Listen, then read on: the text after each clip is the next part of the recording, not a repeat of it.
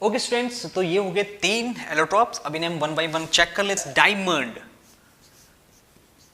जिसके पीछे दुनिया दीवानी है, फीमेल्स कुछ ज्यादा ही होते हैं। चलिए चेक कर लेते हैं आखिर क्या क्या प्रॉपर्टीज होती है डायमंड की। पहला जो पॉइंट आता है, फर्स्ट पॉइंट आता है, वो होता है 3D स्ट्रक्चर। भाई 3D कैसे हो गया? ओके, कैसा होता है? क्रिस्टलस फॉर्म में होता है। मैं आपको बताता हूं, शो करूंगा 3D स्ट्रक्चर कैसा होता है। पहले सेकंड पॉइंट देख लेते हैं। Okay, a single carbon atom, okay, देख सकते हैं, a single carbon atom make bond with 4 carbon atoms around it।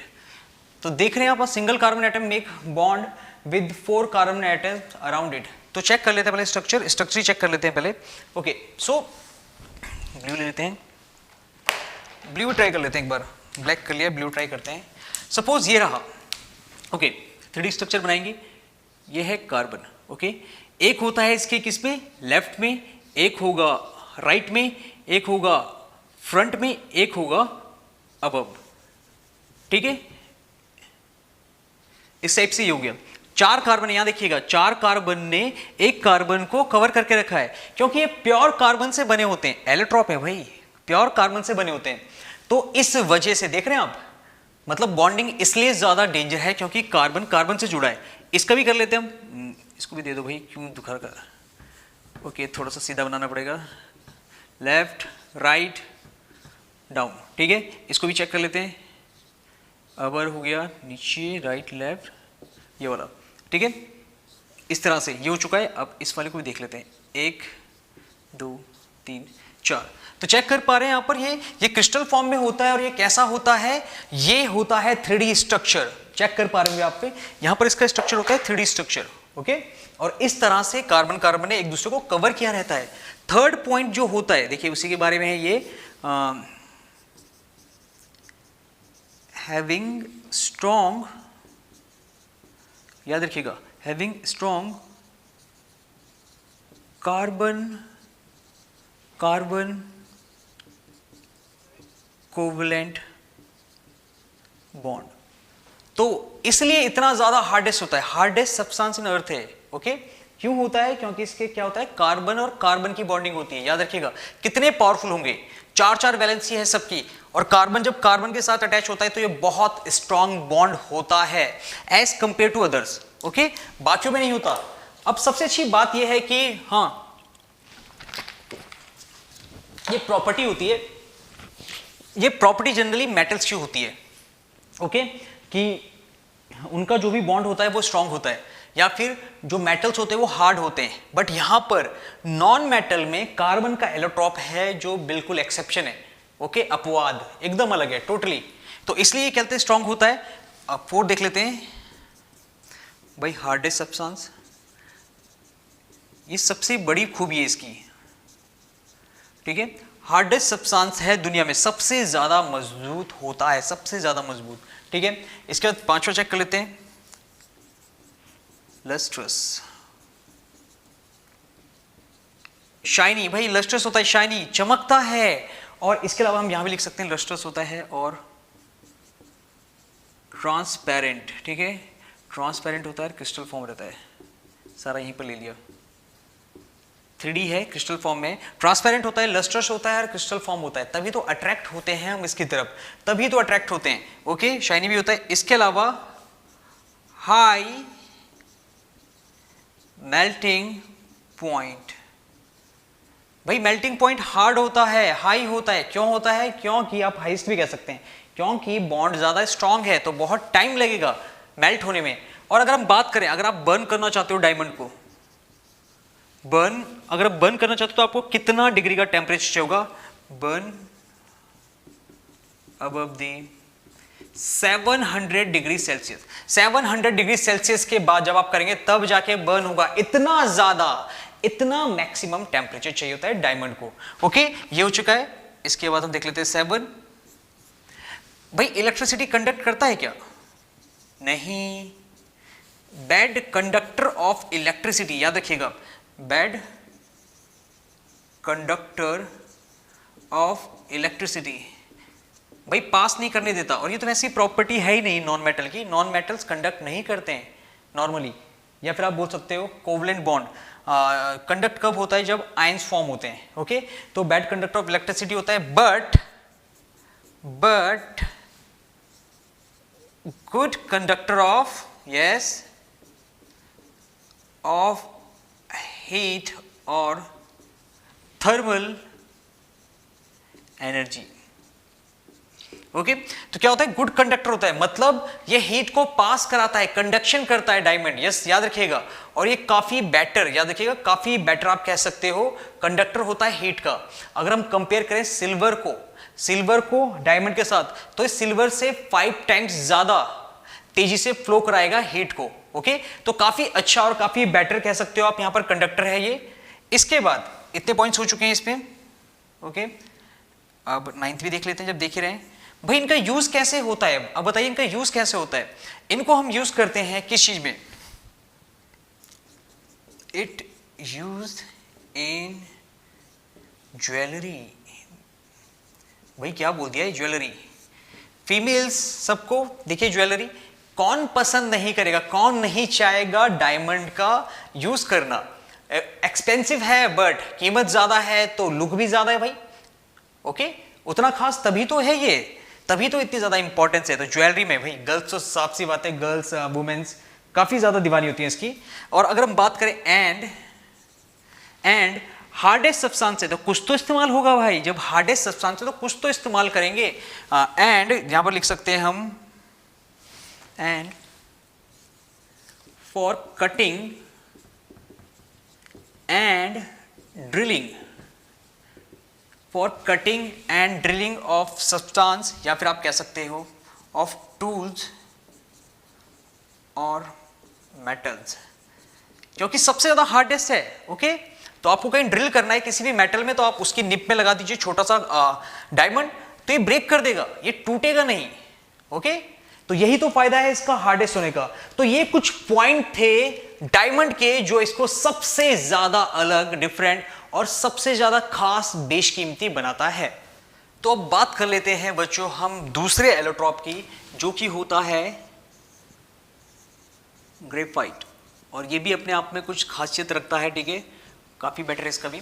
अगर हम डिफाइन करें ग्रेफाइट को तो सिंपल डेफिनेशन होता है, it is made up of weak van der Waals forces. अब भाई क्वेश्चन ये उठता है कि सर ये वैन डर वॉल फोर्सेस क्या होती हैं। वैसे आपके सिलेबस में नहीं है, फिर भी मैं आपको बता देता हूँ ये होता क्या है, ठीक है, आगे काम आएगा। एक्चुअली मैं आपको एग्जांपल देता हूँ, ओके, चेक कीजिएगा। आप O2 है, आप जानते हैं कि O2 कैसे बनता है, ऑक्सीजन कोवलेंट बॉन्ड बनाते हैं, ओके। आप जानते हैं कि कोवलेंट बॉन्ड बनाते हैं ये मॉलिक्यूल्स। अब यहाँ पर ये देखिए, 2 इससे शेयर करेगा, 2 इससे शेयर करेगा। अब ये क्या डबल बॉन्ड फॉर्म करेंगे, देख सकते हैं आप, ये हो जाएगा oxygen double bond oxygen, okay. तो यहाँ पर क्वेश्चन ये उठता है कि आखिर कौन इन दोनों ऑक्सीजन को कौन होल्ड करके रखता है। तो कौन रखता है यहाँ पर, ये double bond hold the atom of oxygen, ठीक है, इतना आपको पता चल गया, ये करता है। बट यहां पर तो सिर्फ 2 ऑक्सीजन के एटम थे जो मॉलिक्यूल्स बन चुके हैं। अब मैं ये कहूं कि अगर आपके पास ज्यादा नंबर्स में मॉलिक्यूल्स होंगे O2 के, लाइक चलिए बना लेता हूं, ऑक्सीजन का हो गया, तो काफी है, ठीक है, इतना काफी है, ठीक है, O डबल बॉन्ड O। तो यहां पर ये 9 है, ओके, अभी 9 है। अब क्वेश्चन ये उठता है कि आखिर इन सबको होल्ड करके कौन रखता है, तो यस देखिए, ये तो सिंगल मॉलिक्यूल को या सिंगल एटम को किसी मॉलिक्यूल के डबल बॉन्ड करता है। अगर हम बात करें यहां पर जब ज्यादा अमाउंट में मॉलिक्यूल्स होते हैं तो इनको कौन करके रखता है कंट्रोल, इनको होल्ड करके रखता है अपना वैंडरवॉल फोर्स। वैंडरवॉल फोर्स वो होती है जो इनको मॉलिक्यूल्स को होल्ड करके रखते हैं। याद रखिएगा ये है वैंडरवॉल फोर्स। ओके, इसको हम एक और नाम से जानते हैं, इंटरमॉलिक्यूलर फोर्स। ठीक है, तो इस तरह से हम वैंडरवॉल फोर्स को डिफाइन कर सकते हैं कि it hold the molecules, it hold the molecules. ठीक है, van der Waals force, van der Waals forces hold the molecules. भाई मॉलिक्यूल्स या कंपाउंड होता है, इनको होल्ड कौन करता है? उनको होल्ड करेगा वैंडरवॉल फोर्स। ओके, इतना समझ आ चुका होगा। तो वीक वैंडरवॉल फोर्स से बनते हैं ये। आफ्टर दैट जो सेकंड पॉइंट आता है, आप आई थिंक आपने नोट कर दिया हो, इसलिए मैं इसको रफ कर देता हूं यहां से, या फिर ओके पहले ट्राई कर ही लीजिए। बस याद रखिएगा मॉलिक्यूल्स को जो होल्ड करता है वही होता है वैंडरवॉल फोर्स। ठीक है, आइए आगे देखते हैं। इसके बाद जो सबसे मेन चीज है, जो सबसे मेन चीज है, देखिए यहां पर जो सबसे मेन चीज यहां पर निकल के आती है, याद रखिएगा, वो है कि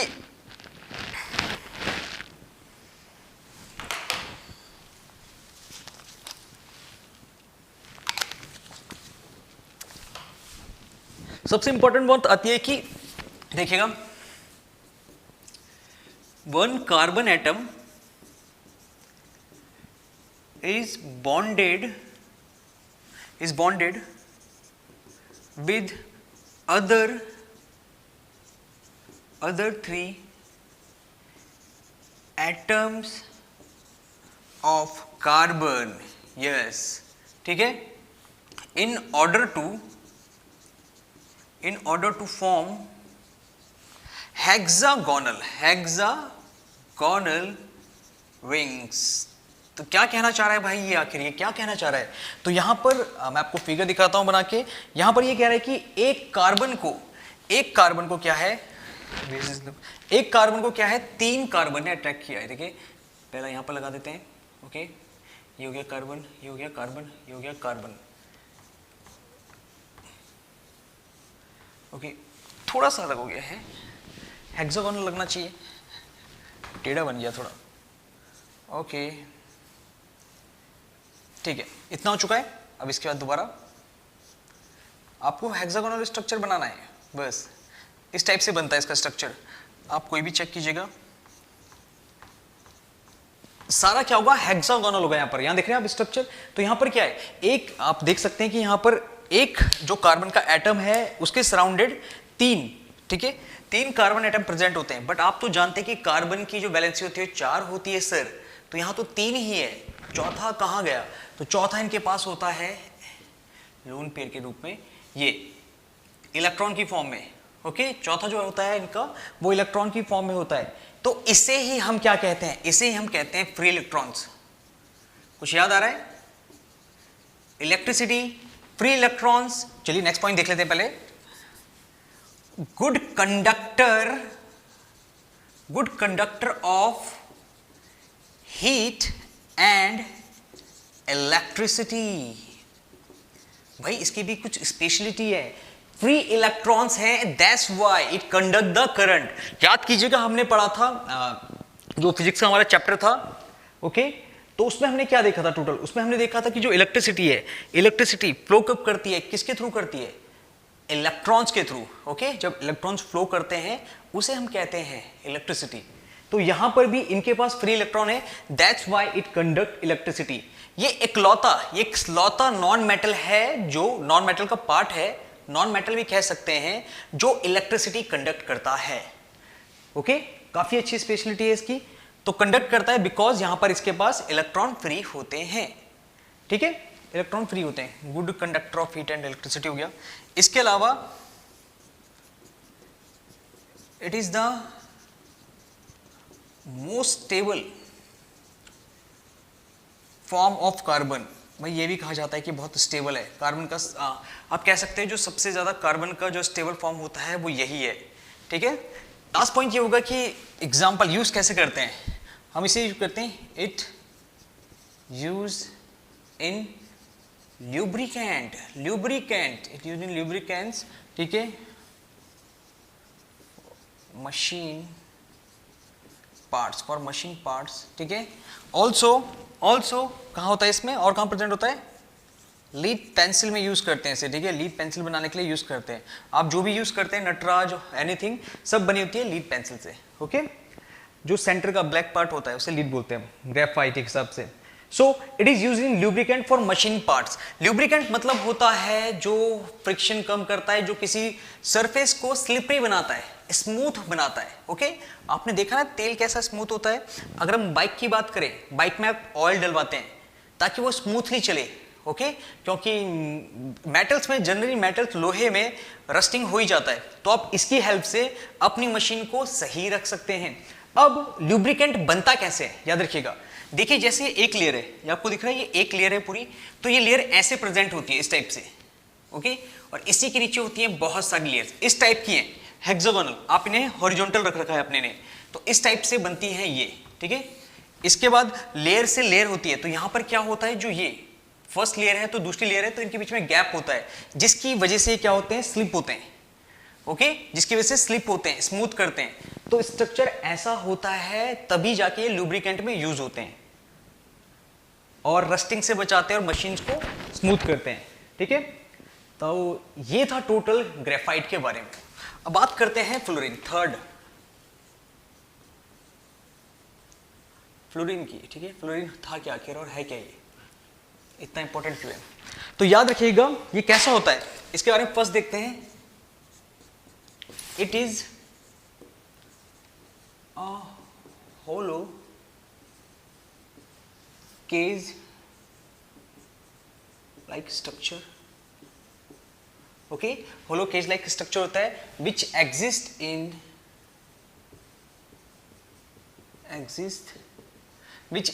इन form of a sphere, okay. कैसा होता है ये, होलो केज टाइप का स्ट्रक्चर होता है, ठीक है, होलो टाइप का होता है एकदम से, और केज टाइप का स्ट्रक्चर होता है जो कि स्फीयर फॉर्म में होता है।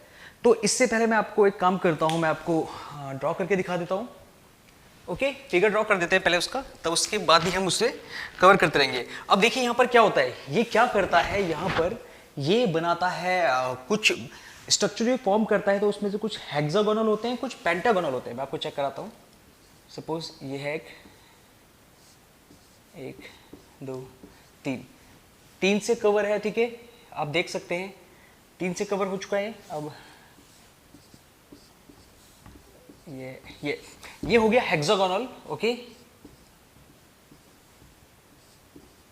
ये हो गया पेंटागोनल। तो देख सकते हैं आप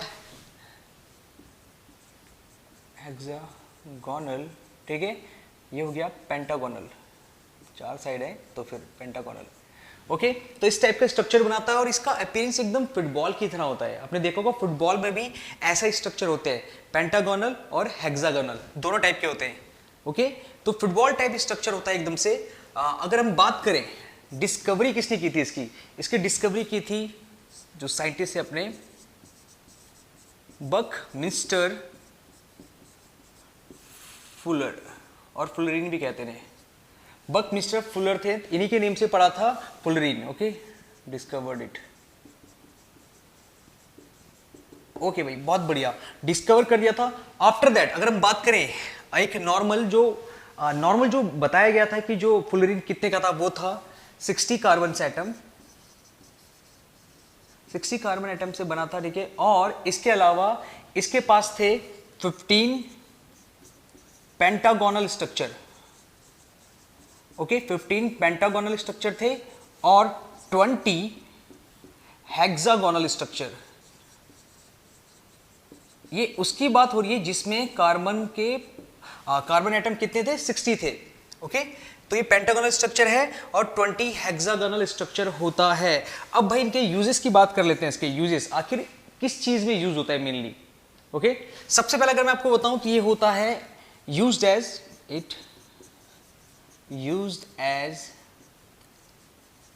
एंटीऑक्सीडेंट।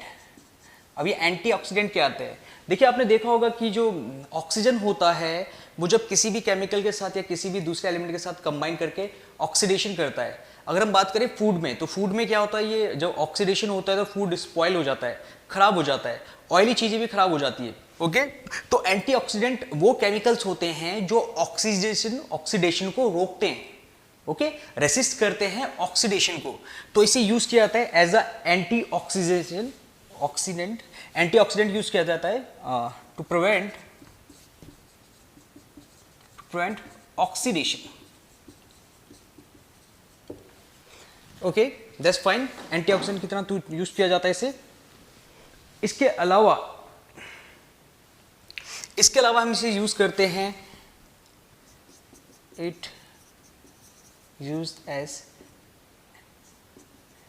antiviral agents। अब बोलेंगे कि सर एंटीवायरल एजेंट्स होते क्या है यहां पर? तो एंटीवायरल एजेंट्स ऐसे ड्रग्स होते हैं, एंटीवायरल इसका देख लीजिए, ऐसे ड्रग्स होते हैं जो क्या करते हैं, drugs that control the viral infection. Okay, तो काफी अच्छा वर्क है यहां पर इसका, एंटीवायरल एजेंट की तरह भी यूज करते हैं जिसमें ये कंट्रोल करते हैं वायरल इन्फेक्शन को। हाँ, तो ये बेसिक प्रॉपर्टीज थी फ्लोरीन की, जो एक एलोट्रॉप है, एक खास टाइप का एलोट्रॉप है